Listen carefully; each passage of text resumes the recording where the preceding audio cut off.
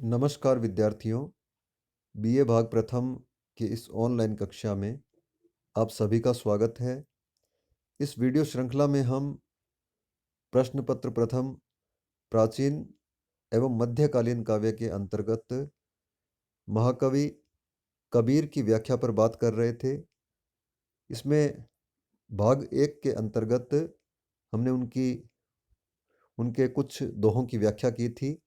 आज भाग 2 के अंतर्गत हम आगे कबीर दास जी की व्याख्या पर बात करेंगे। यहाँ कबीर की व्याख्या के लिए भेष को अंग हमारे पाठ्यक्रम में है। कबीर कहते हैं कि कैसन कहा बिगारिया जो मूड़े सो बार, मन को काहे न मूड़िए जामे विषय विकार। कबीर के विषय में प्रसिद्ध है कि कबीर ने अपने समय की विडंबनाओं और विषमताओं पर करारा प्रहार किया है। उन्होंने तत्कालीन समाज में व्याप्त जो विषमताएं थी, जो पाखंड आडंबर थे, उन सभी को उन्होंने फटकारा और उस समय जितने भी मतांतर, जितने भी पंथ, संप्रदाय, धर्म प्रचलित थे, उन सभी की कमियों की ओर कबीर ने संकेत किया और उन्होंने खुलकर सभी प्रकार के आडंबर पाखंड का विरोध किया।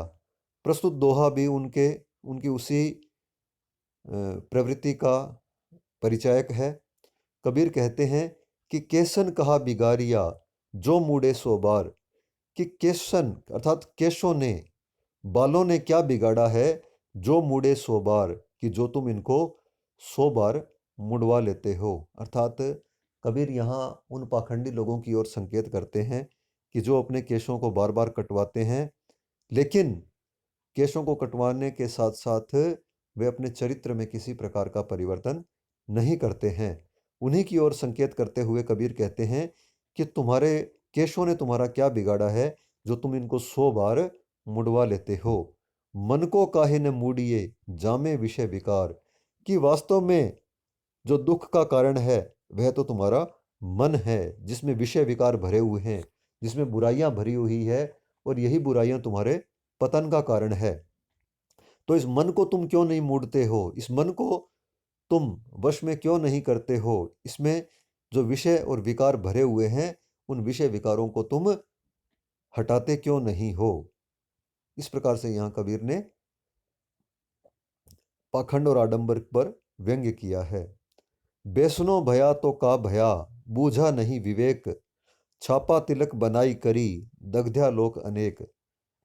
आगे कबीर कहते हैं कि वैष्णव भया तो का भया, यहाँ जो वैष्णव लोग हैं अर्थात जो छापा तिलक करते हैं, जो अत्यधिक ईश्वर की पूजा करते हैं किंतु अपने जीवन में परिवर्तन नहीं करते हैं, उनकी ओर कबीर कहते हैं कि वैष्णव भया तो का भया बूझा नहीं विवेक, कि तुम वैष्णव तो बन गए हो लेकिन विवेक तुम्हारे अंदर नहीं आया है। अर्थात उचित और अनुचित का विवेक अब तक तुमने प्राप्त नहीं किया है। छापा तिलक बनाई करी दग्ध्या लोक अनेक, कि तुमने विभिन्न प्रकार के छापे और तिलक बना लिए हैं लेकिन तुम्हारे अंदर विवेक नहीं है, अच्छे और बुरे का ज्ञान नहीं है। अर्थात तुमने केवल बाहरी आवरण को ही देखा है, भीतर का जो मन है उसके सुधार का कोई प्रयत्न नहीं किया है।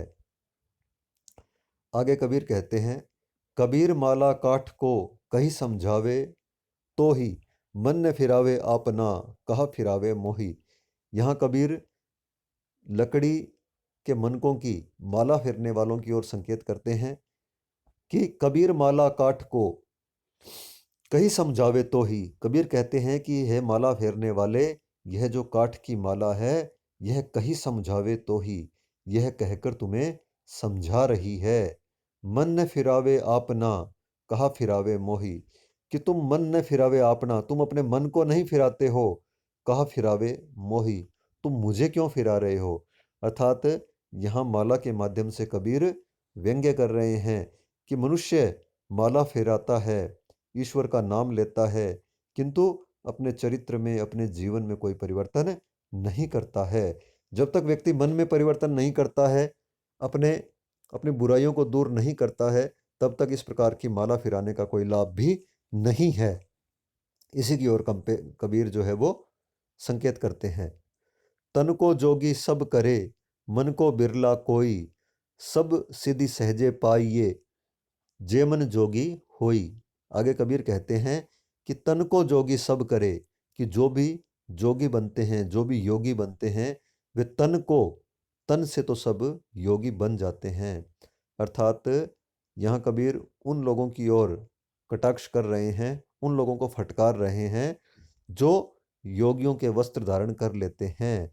अर्थात जो शरीर से योगी हो जाते हैं, मन को बिरला कोई, लेकिन मन से जो योगी हो ऐसा बिरला ही कोई होता है। ऐसा व्यक्ति अत्यंत दुर्लभ होता है जो मन से वैराग्य धारण करने वाला होता है। अर्थात शरीर से, वस्त्रों से तो वैराग्य धारण करने वाले बहुत से दिखाई देते हैं, किंतु मन से जो जिसने वैराग्य धारण कर लिया हो, ऐसा व्यक्ति अत्यंत दुर्लभ है।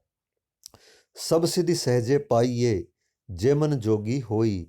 और सभी प्रकार की सिद्धियां, सभी प्रकार के लक्ष्य वो व्यक्ति सहज ही प्राप्त कर लेता है, जे मन जोगी होई, जब मन योगी हो जाता है। अर्थात शरीर से योगी होने का कोई लाभ नहीं है। जब तक व्यक्ति मन से योगी नहीं होगा, तब तक उसको सिद्धियों की प्राप्ति नहीं होगी। और जब कोई मन से योगी हो जाएगा, तो उसको अपनी सिद्धियां, अपना लक्ष्य सहज रूप में ही मिल जाएगा। आगे यहाँ कबीर का पद है। इस पद में कबीरदास जी ने स्वयं और परमात्मा के मिलन का वर्णन किया है। यहाँ यह ध्यान देने योग्य है कि कबीर निर्गुण भक्ति मार्गी थे। उन्होंने ईश्वर के निर्गुण निराकार रूप को स्वीकार किया है, उसी की आराधना की है। और यहाँ उन्होंने राम शब्द का प्रयोग किया है। तो हमें यह ध्यान रखना चाहिए कि कबीर ने यहाँ राम शब्द का प्रयोग निर्गुण निराकार के अर्थ में ही किया है। कबीर के राम सगुण नहीं है। कबीर के राम वे नाम नहीं है जिनकी मूर्तियां होती है, जिनके हम पूजा करते हैं। कबीर के राम जो है वह परब्रह्म है और सर्वगुण संपन्न जो परम तत्व हैं। कबीर दास जी ने स्वयं को प्रेमिका, पत्नी और अपने आराध्य राम को प्रेमी या पति के रूप में स्वीकार किया है। निर्गुण भक्ति मार्गियों की यह विशेषता है कि उन्होंने अपने आराध्य को पति और स्वयं को पत्नी के रूप में मानकर आराधना की है। तो यहाँ कबीर का पद है।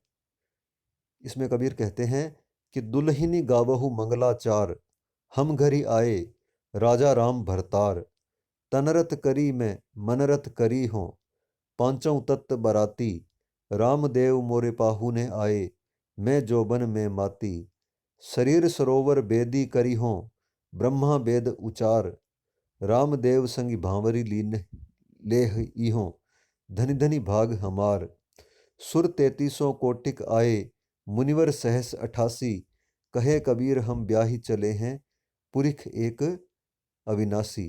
कबीर कहते हैं कि जिस प्रकार से कोई बारात आती है, घर में जब बारात आती है, दूल्हा आता है, तो दुल्हन के घर में मंगल गीत गाए जाते हैं, उस दूल्हे का स्वागत किया जाता है, उस बारात का स्वागत किया जाता है।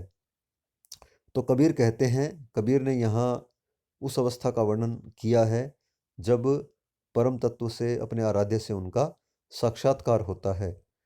तो उसी की ओर कबीर संकेत करते हैं और कहते हैं, दुल्हिनी गावहु मंगलाचार, कि हे स्त्रियों गावहु मंगलाचार, तुम मंगलाचार गाओ, अर्थात मंगल गीत गाओ।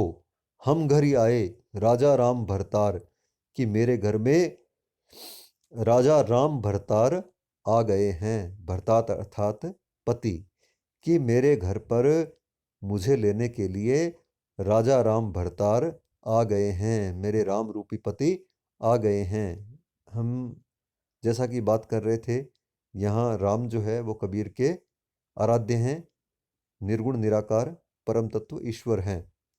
तो कबीर कहते हैं कि हम घर आए राजा राम भरतार, तनरत करी मैं मनरत करी हूँ, पांचों तत्व बराती।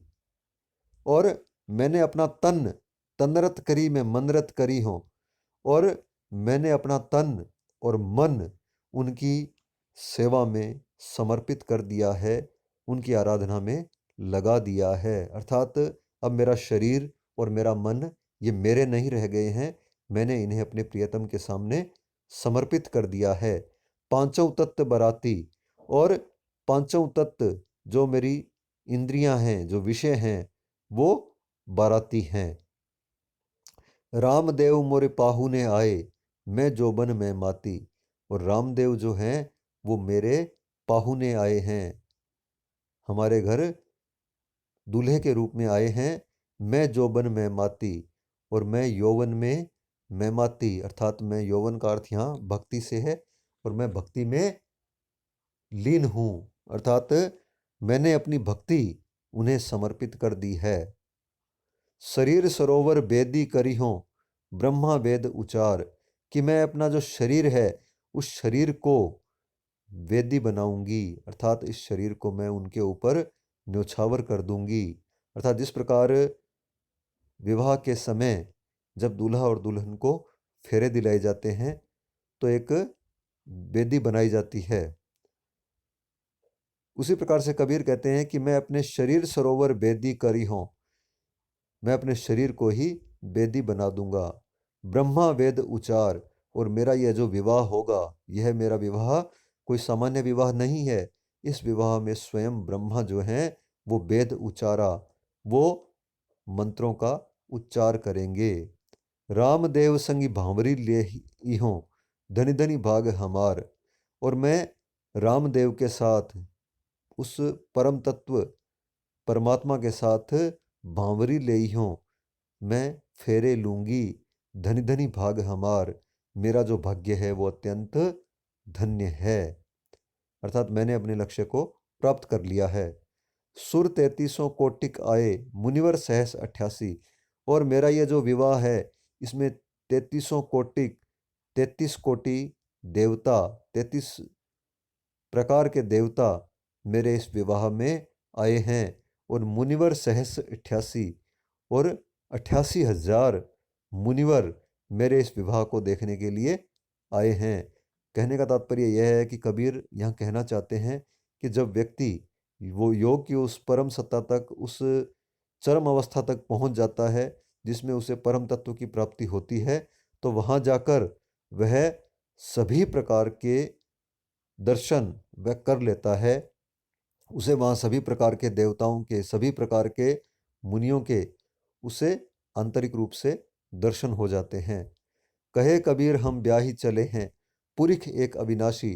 कबीर कहते हैं कि मेरा यह जो विवाह है यह अत्यंत अद्भुत विवाह है। उस विवाह में कहे कबीर हम ब्याही चले हैं, कि हम विवाह कर चल रहे हैं, चल पड़े हैं। पुरिख एक अविनाशी, एक अविनाशी पुरुष के साथ मेरा विवाह हुआ है। अर्थात जो साधारण विवाह होता है वह तो किसी क्षणभंगुर व्यक्ति के साथ ही हो सकता है जो एक न एक दिन नष्ट हो जाता है, किंतु मेरा जो विवाह हुआ है यह किसी सामान्य व्यक्ति के साथ नहीं हुआ है, बल्कि मेरा जो विवाह हुआ है वह एक अविनाशी पुरुष के साथ हुआ है, और यह विवाह सदैव सनातन रूप से चलने वाला है। तो यहाँ कबीर ने योग की उस परम अवस्था का वर्णन किया है जिसमें साधक को अपने आराध्य की प्राप्ति हो जाती है, उसका उस पर ब्रह्म से साक्षात्कार हो जाता है। अब हम बात करेंगे गृह कार्य की। पहला प्रश्न है कि भेष को अंग के आधार पर कवि कबीर के आडंबर और पाखंडों पर किए गए प्रहार पर टिप्पणी लिखिए। दूसरा प्रश्न है कि पाठ्यक्रम में सम्मिलित पद की सप्रसंग व्याख्या कीजिए। शेष हम अगले व्याख्यान में करेंगे। धन्यवाद।